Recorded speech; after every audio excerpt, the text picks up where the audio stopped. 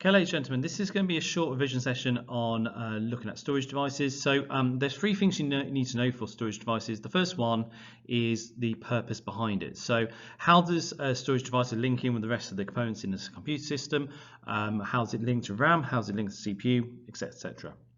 You don't need to know what the three types of storage are, so magnetic, optical, and solid state, and have a rough understanding of how they work. You do not need to know the detail of that. You will not necessarily be asked how optical drives store data, but you do need to know something about it because it helps you understand the next part, which is capabilities. What capabilities does each drive have? On the simple front, what you need to know is, given a different scenario, what device would you use and the reasons why. And your reasons why are always going to be linked back to the capabilities of that device. So let's move straight into it.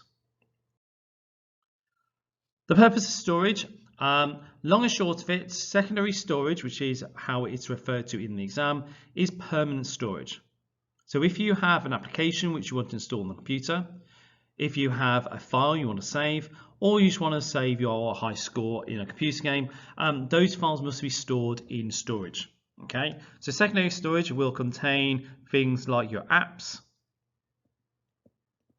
It will have things such as the OS, which is stored there. It will also have your user files as well. User files can be things like pictures and videos if you have a mobile phone, etc. Now, if we want to load something up to use it, so for example, let's say I've got Word open and I want to open up a Word document so I can edit it, that file will be located somewhere in secondary storage. Now what happens is the CPU will then load it up into RAM, so it appears in RAM. Now the reason behind that one is because RAM is much faster. So RAM is much faster than storage devices. So if we loaded up straight from storage and just kept it in storage, then the CPU would not run very quickly at all.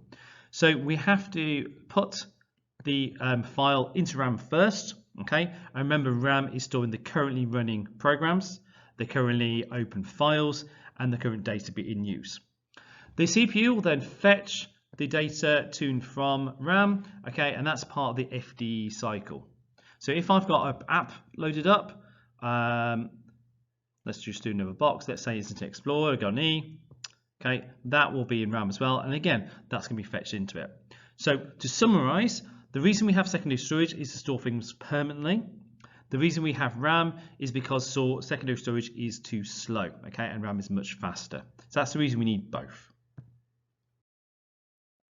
So the three different types are optical, solid state, and magnetic. Optical discs are using lasers to read data off the disk using pits and lands. Okay. Now optical discs come in different types. You will have CDs, okay, which you don't tend to see very often nowadays. You have DVDs, which are things like movies or the kind of things you might get on a magazine cover, for example. And much more prevalent nowadays is Blu-ray. Okay. Now there are different versions of Blu-ray as well, but I'm not going to delve too far into that one. Now, when you have an optical drive, there are two parts. There's the drive itself and the disk. So the thing you can see in the picture here is the disk, okay?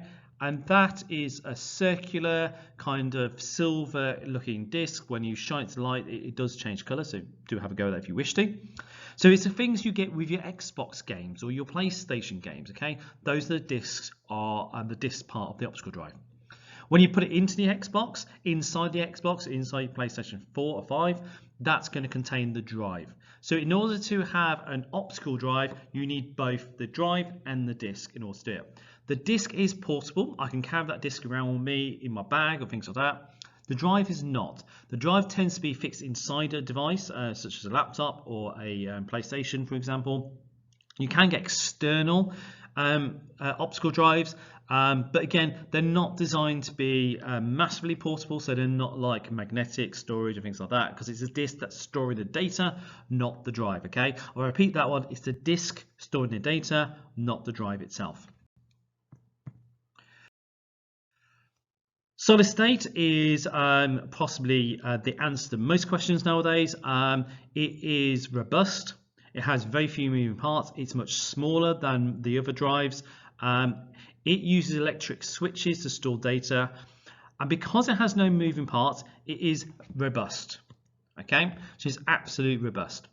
It is also, because of the lack of moving parts, the fastest. But because of this additional technology that it uses, it is also the most expensive. So it's commonly used in all mobile devices because they are portable, obviously, which means that they're easily dropped. So your mobile phone, for example, can easily be dropped on the floor, so it needs to be robust. Higher-end laptops, memory sticks and memory cards, also examples of solid state.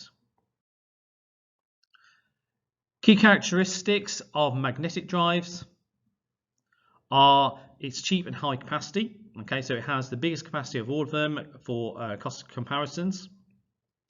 It's the main storage device for most desktop PCs and server storage. However, compared to solid state, for example, it is very, very slow. Okay, it's faster than optical, but it's much slower than solid state. That's why high-end servers, high-end desktops, high-end laptops tend to have solid state instead of magnetic, or maybe a hybrid where it has part of the disk solid state and part of the disk magnetic. So when you choose the right device, you need to be aware of the following capabilities. So capacity is how much data you can store in the device. Okay, capacity does not equal size. Okay, do not try and remember this as size, because size might refer to the physical size of the drive. We're not talking about that. We're talking about how much data the drive will fit on, whether it's 1 GB, 10 GB, 1 TB, etc. Speed is the speed of data transfer. So when we mean that, we are looking at how fast can we get data from the drive into the CPU, into memory. Okay, how fast does that process work? Portability is how easy it is to move around. Durability is how durable is it over time. Can it be dropped and still work? Things like that. Reliability is when it's been used for a long period of time, will it still work? Okay, so optical drives, for example, aren't as reliable as, say, a solid state would be. And finally, cost, how expensive is it per megabyte?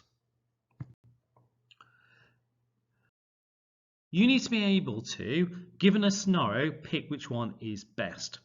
You've got to consider the following capabilities in each time and think about the advantages and disadvantages of each drive. So, for example, if I'm trying to distribute software in a shop, I would most likely go for optical, okay, because it has the capacity is big enough to store the software. It might be slow, but that's not important because I'm going to install the software. And it is easily portable. It's also the cheapest to transmit data. So magnetic drives have the largest capacity. Okay, solid state has the next largest capacity, and optical has the smallest. Solid state is the fastest, and magnetic is slower, and then optical is the slowest still. Okay, so optical is the slowest. Okay, so I might just tweak that, slowest. Portability, magnetic is not portable because it has moving parts. Optical, the disk is portable, but the drive is not. Okay, and also solid state, it is very, very portable. Durability, magnetic isn't durable because it has moving parts, so it's easily broken if it's dropped. Optical, it's not durable because it's easily scratched, but solid state is very durable. Magnetic is very reliable. Okay, optical degrades over time, and solid state is also very reliable. Finally, cost. Magnetic is cheaper than solid state, but not as cheap as optical drives, and solid state is the most expensive. So any given scenario, you need to pick which device you want to go with, okay, and then you need to pick maybe 2 reasons why we might go for it. So for example, let's say I need to transmit files from school to home. Well, I want something that's portable, and I want something that has a large capacity but doesn't have to be massive, okay, because my work is only with Word documents. It doesn't have to be huge. I wouldn't go for optical because it's not particularly portable, easily scratched, so I'll go for solid state. Okay, so there is my argument for the reason why. That's what you have to do. So hopefully this has been useful, and hopefully you feel a bit more prepared for solid state questions.